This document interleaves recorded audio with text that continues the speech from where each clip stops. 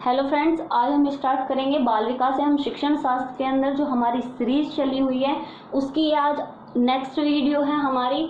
और इसके अंदर आज का जो टॉपिक है वो है हमारा वाइगोत्स्की का सिद्धांत। जो है वाइगोत्स्की हमारे एक बहुत ही अच्छे मनोवैज्ञानिक थे और इन्होंने बताया कि हमारे संज्ञान का विकास, संज्ञान यानी कि जो हमारी बुद्धि तर्क क्षमता, सोचने की शक्ति है, समस्या समाधान आदि करने की जो शक्ति है वो हमारी सामाजिक सांस्कृतिक यानी कि जो हम समाज में बातचीत करते हैं, रहते हैं, अनुभव करते हैं, कुछ भी सीखते हैं, उनसे हमारी संज्ञानात्मकता का विकास कैसे होगा, यानी कि जो भी हमारी दिमाग में चल रहा है या हम कह सकते हैं हमारी बुद्धि का विकास कैसे होगा वो इन्होंने बताया था। सबसे पहले संज्ञानात्मकता का विकास हो रहा है तो सबसे पहले देखेंगे हम कि हमारा संज्ञानात्मक क्या है। संज्ञानात्मक विकास, तो संज्ञान यानी कि वही हमारे सोचने समझने की शक्ति है, तुम्हारी प्रॉब्लम सॉल्विंग यानी कि तुम्हारी समस्या समाधान,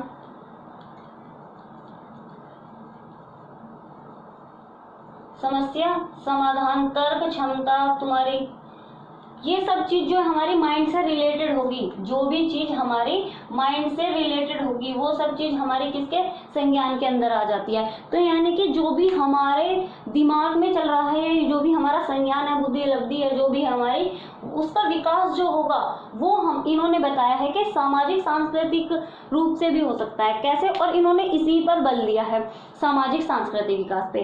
कैसे कि ये पहली बात तो जो हमारे वाइगोत्स्की थे ये हमारे एक रचनावादी मनोवैज्ञानिक थे। इन्होंने वही जो हमारे रचनावाद में हमारे 3 वैज्ञानिक आते हैं, मोस्ट जो इम्पोर्टेंट है हमारे पियाजे, जिनके बारे में हमने लास्ट वीडियो बनाई थी, वो भी यही बोलते कि क्या बच्चे हमारे क्या है, नन्हे वैज्ञानिक हैं, ये अपने ज्ञान की रचना स्वयं कर सकते हैं अगर इन्हें स्वतंत्र छोड़ दिया जाए। सेम कंडीशन हमारे वाइगोत्स्की के साथ है और सेम ही हमारी बूर्नर के साथ है। तो ये तीनों जो हैं हमारे क्या हैं, रचनावादी मनोवैज्ञानिक है।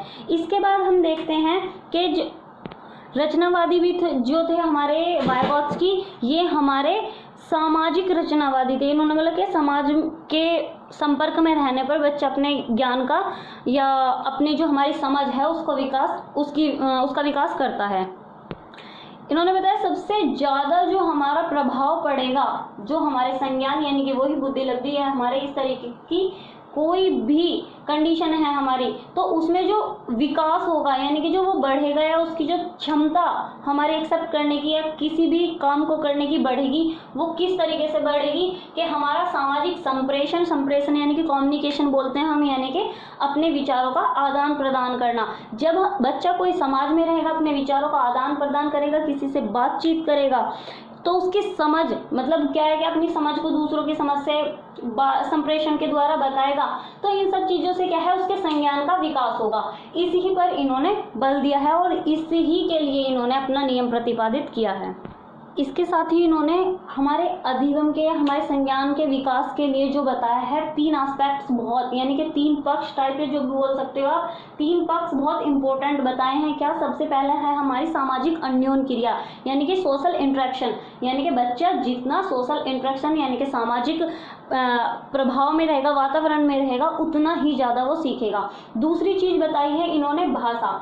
अभी भाषा को इन्होंने क्या है, टूल यानी कि यंत्र का नाम दिया है, टूल। क्यों? क्योंकि भाषा के द्वारा ही हम संप्रेषण कर सकते हैं और भाषा ही हमारे विचारों का आदान प्रदान कर सकती है, जो कि एक सामाजिक प्रक्रिया के अंदर आता है और उसी से ही इन्होंने बताया कि बच्चा सबसे ज़्यादा सीखता है। और इसके बाद तीसरा जो है वो प्रभाव पड़ता है हमारा सबसे ज़्यादा संस्कृति का, कि हमारा कल्चर क्या है, कल्चर भी हमारा भाषा या इनका सोशल का सबका मिक्सअप होता है। तो क्या है हमारा जो फर्स्ट नंबर पे बताया गया है सामाजिक अन्योन क्रिया, यानी कि जितना भी वो समाज के प्रभाव में रहेगा, वातावरण में रहेगा, कम्युनिकेशन करेगा किसी से, और कम्युनिकेशन किसके द्वारा हो रहा है, भाषा के द्वारा होगा। हमारे विचार का आदान प्रदान जो होगा वो भी हमारा भाषाओं के द्वारा ही होगा। और इस ही वजह से इन्होंने फर्स्ट नंबर हमारा सामाजिक अन्योन क्रिया और दूसरा लैंग्वेज को दिया है। इसके अलावा भी इन्होंने बहुत सारी चीज़ें अलग से बताई हैं जो कि ये 3 बहुत ज़्यादा इम्पोर्टेंट है। क्या क्या? एक तो जेडपीडी होता है हमारा जोन ऑफ प्रॉक्सिमल डेवलपमेंट, यानी कि तुम्हारे सीखने के जो क्षेत्र है उसके दायरे में हो। यानी कि एक चीज़ तो है कि तुम उसे चाहे लाख कोशिश कर लो, तुम्हारे वो बस की नहीं है, यानी कि तुम उतने टाइम पीरियड में या उतनी सिखाने के बाद उस चीज को नहीं कर सकते। एक होता है हमारा मोर नॉलेजेबल अदर, यानी कि तुमसे ज्यादा जानने वाला कोई अलग पर्सन जो तुम्हें क्या किसी भी चीज में हेल्प कर सके या तुम्हारा कोई भी हिंट दे सके। वो हिंट जो होगा, जो वो हेल्प देगा, उसे बोलते हैं स्कैफोल्डिंग, हिंदी में बोलते हैं इसे मचान। तो अब ये 3 इंपॉर्टेंट चीज हैं और इनको हम समझते हैं कि अब ये है क्या। सबसे पहले हम देखते हैं ZPD यानी कि जोन ऑफ प्रॉक्सिमल डेवलपमेंट, यानी कि तुम्हारे सीखने के दायरे में। अभी ये वाली सब चीजें मैं बहुत ही सिंपल लैंग्वेज में बता रही हूँ कि हाँ इस तरीके से ये शॉर्ट में और सिंपल लैंग्वेज में, क्योंकि बुक में यही चीज जो है पूरा चैप्टर बन के आ रहा है और चैप्टर में भी तुम्हारी लैंग्वेज थोड़ी डिफिकल्ट होती है। इस ही वजह से थोड़ा सा क्या है ये हमारा इजी वे में, बिल्कुल एक तरीके से बोलते हैं बहुत ही सिंपल लैंग्वेज में जो यहाँ पे मैं बता रही हूँ। सो प्लीज जो जैसा हमारा ये ZPD है, MKO है और स्कैफोल्डिंग वगैरह है, तो इनके बारे में बहुत डिफिकल्ट लैंग्वेज बुक में दी हुई है। उसी को इजी करने के लिए एक बार तुम पहले यहाँ से पढ़ना और फिर उसके बाद बुक में देखना, तो तुम्हें वो सारी चीजें बहुत अच्छे से समझ आएगी। जैसे कि ये सारी चीजें और वाइवॉट्स की हमारा BTC BLED और तुम्हारा B.Ed में भी है, और तुम्हारा CTET UPTET सुपर टेट तुम्हारा कोई सा भी टेट हो उसमें हर जगह वाइवॉट्स की मिलता ही मिलता है। और इसका वाइवॉट्स की जो संज्ञान का विकास है ये तो तुम्हारा MA में, जो तुम एजुकेशन से MA करते हो तो उसमें सारी चीजें यही मिलती है। और प्लस अगर तुम एजुकेशन नेट के लिए प्रिपरेशन कर रहे हो तो उसमें भी तुम्हें ये देखने को जरूर मिलेगा, एक पोर्शन इसका भी आता है उसमें। ठीक है, तो चलो देखते हैं हम सबसे पहले ZPD यानी कि zone of proximal development. Zone of proximal development क्या है हमारा, कि जो हमारे सीखने के दायरे में हो। किस तरीके से कि एक हमारा ये क्षेत्र है, ठीक है, ये हमारा क्षेत्र है कि अगर हमें क्या है कि कोई एग्जाम देना है, ठीक है, एग्जाम देना है तो उसमें क्या है हम बोलने लगे कि कल को तुम्हें ये मकान खड़ा करना है, एकदम से बोल दें कि तुमको ये मकान बनाना है सामने, ठीक है। तो एकदम से तो तुम नहीं बना सकते कि भाई 2 दिन के अंदर तुम उसको बना दो, नहीं हो सकता। तो वो क्या हो गया, अभी हम यहाँ पे 3 क्षेत्र बना दे रहे हैं इस तरीके से, ये हो गया 3 भी 2 ही होगी, चलो ये है हमारा, तुम यहाँ पर हो, ठीक है। और ये है तुम्हारा जोन ऑफ प्रॉक्सिमल डेवलपमेंट, यानी कि अगर तुम्हें किसी भी प्रकार से कोई हेल्प दी जाए तो तुम उस काम को कर लो। अब तुम्हारे पास एक क्वेश्चन है सॉल्व करने के लिए, अब तुम्हें वो समझ नहीं आ रहा, पर अगर टीचर ने तुम्हें उसमें हिंट दे दिया, ठीक है, और हिंट दे दिया या कुछ एग्जाम्पल बता दिया उसी टाइप का कि इस तरीके से कर लो, तो तुमने उसे कर लिया।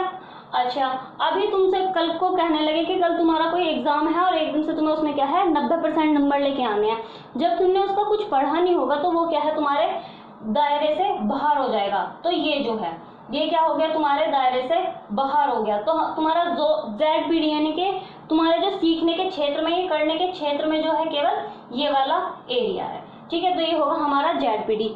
अब इसमें क्या है, क्या दी गई थी यहाँ पे, हिंट दिया गया, हेल्प दी गई है तुम्हें, हिंट के माध्यम से हेल्प दी गई है। तो वो हेल्प क्या है तुम्हारी स्कैफोल्डिंग है, मचान है। जैसे कि कोई बच्चा स्टार्टिंग में कोई काम करना सीखता है, जैसे चलना ही सीखता है, अब वो चलने की जैसे कोशिश करता है तो उसे क्या है उनके पेरेंट्स हाथ पैर पकड़ के या इस तरीके से सहारा दे के चलाना स्टार्ट करते हैं। तो वो जो वहाँ पे उनके पेरेंट्स हैं वो कौन हुए, मोर नॉलेजेबल अदर, यानी कि उन्हें उनसे उस क्षेत्र में ज़्यादा नॉलेज है। अगर तुम्हें क्रैक करना है तो तुम किसकी मदद लोगे, किसी टीचर की मदद लोगे। अभी जैसे तुम YouTube पे पढ़ रहे हो, यहाँ पे या कुछ भी कर रहे हो, तो वो क्या है तुमसे ज़्यादा नॉलेजेबल है, शायद तुम्हें तभी ही पढ़ा रहे हैं वो, तो तुम्हारे टीचर तुम्हारे लिए क्या होंगे, मोर नॉलेजेबल अदर होंगे।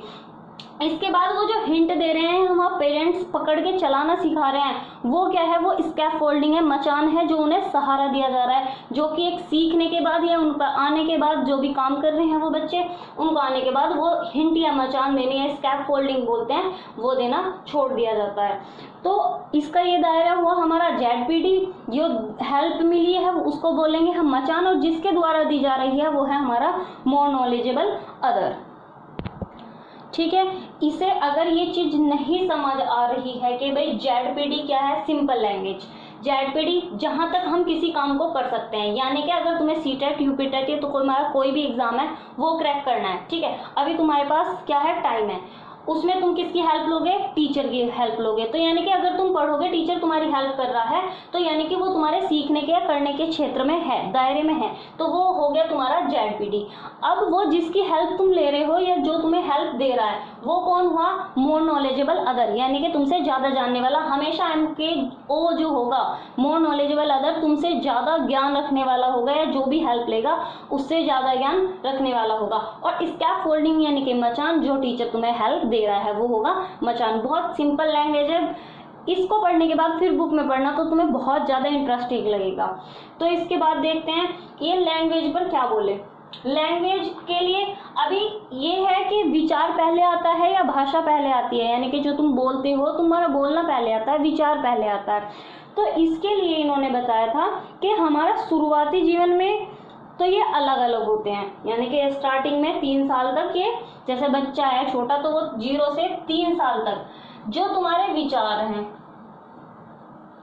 और जो तुम्हारी भाषा है, विचार और भाषा स्टार्टिंग के 3 साल तो रहेंगे अलग अलग, और फिर उसके बाद क्या है, ये एक रेखा में यानी कि एक साथ मिलके चलते हैं। तो ये है कि ना तो पहले यहाँ पे आके ये मर्ज हो गए, ना तो अब पहले विचार और ना भाषा क्या है, दोनों एक साथ चलते हैं। स्टार्टिंग में यह है कि भाई इनका 0 से 3 साल का बच्चा जो हमारा 3 साल तक रहेगा, जब विचार अलग होते हैं और भाषा अलग होता है, फिर उसके बाद क्या है, हमारे दोनों एक ही रेखा में यानी कि एक साथ मर्ज हो जाते हैं, ये एक साथ चलते हैं। फिर इसके बाद है इन्होंने मतलब लैंग्वेज के लिए ही 3 फॉर्म बताई हैं। फॉर्म बोल लो ये मतलब इसके बारे में कि 3 तरीके की लैंग्वेज हमारे बच्चे यूज करते हैं, कोई भी व्यक्ति। सबसे पहली है हमारी, उसके लिए सबसे पहली है हमारी सोशल स्पीच यानी कि सामाजिक वाक्। सामाजिक वाक् क्या होता है, जब छोटा बच्चा होता है यानी कि जब स्टार्टिंग में बच्चा बोलना सीखता है या शुरुआती जो सामाजिक वाक् स्टार्ट करता है, जो कि हमारी मतलब 2 साल की एज या 2 साल तक का बच्चा हमारा सामाजिक वाक् को प्रयोग करता है।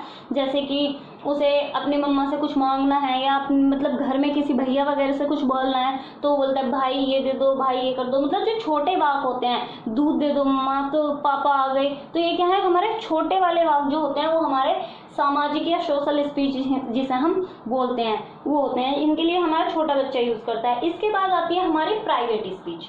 अभी 2 साल तक का बच्चा है तो वो बोलना, वो छोटे छोटे वाक्य बोलना तामार के साथ में वो सीख जाता है, मतलब छोटे ऐसे पूरा तो वर्ड नहीं बोलता पर हाँ छोटे वर्ड में वो अपनी बात समझा देता है। फिर उसके बाद आता है हमारी प्राइवेट स्पीच। प्राइवेट के अंदर होता है कि जब बच्चा खुद से ही बात करे, जब बच्चा खुद से ही बात करे, कैसे कि उसे खिलौना चाहिए, अच्छा वो गुड़िया के साथ खेल रही है लड़की कोई, तो उसकी क्या है अपने आप के भाई हाँ मैं इसके बाल बनाऊंगी, अब मैं इसको दुपट्टा पहनाऊंगी, अब मैं इसको ये करूंगी वो करूंगी, तो क्या है वो बच्चा खुद को डायरेक्शन दे रहा है, खुद के लिए कर रहा है, खुद से बात कर रहा है। भाई जैसे खिलौना कोई गाड़ी ले रहा है कि भाई हाँ मैं इसको ऐसे ले जाऊंगा, ऐसे ले जाऊंगा, वहाँ करूंगा, ये करूंगा, छोटे बच्चे होते हैं ना, हाँ मैं ऐसे करूंगा, ऐसे तोड़ूंगा मरोड़ूंगा, क्या है वो सब चीज क्या है उसकी प्राइवेट स्पीच है। ठीक है, ये हमारा 3-4 साल का बच्चा ये आराम से करता है। यहाँ ये 2 साल तक का है, हमारा 3-4-5 साल तक के बच्चे भी ऐसे करते हैं। तो ये क्या था हमारा, वो जब खुद से ही बोलता है खेलते समय या कुछ भी करते समय, जब वो खुद से बात करेगा वो क्या है हमारी प्राइवेट स्पीच। इसे बल्कि इन्होंने पाइगेट जो है हमारे मतलब प्याजे जो हैं उन्होंने बताया था कि ये वो अपने अहम की वजह से मतलब उसके अंदर ना वो है ईगो सेंट्रिक है, वो जिस वजह से वो खुद से बात करता है। और इन्होंने बताया कि वो उसका मतलब क्या है, वो आत्म केंद्रित है, खुद से बात कर रहा है, खुद को निर्देश दे रहा है। इस बात के लिए भी क्वेश्चन पूछा जाता है कि वो इन्होंने प्राइवेट स्पीच को क्या कहा है और वाइगोत्स्की ने क्या कहा है।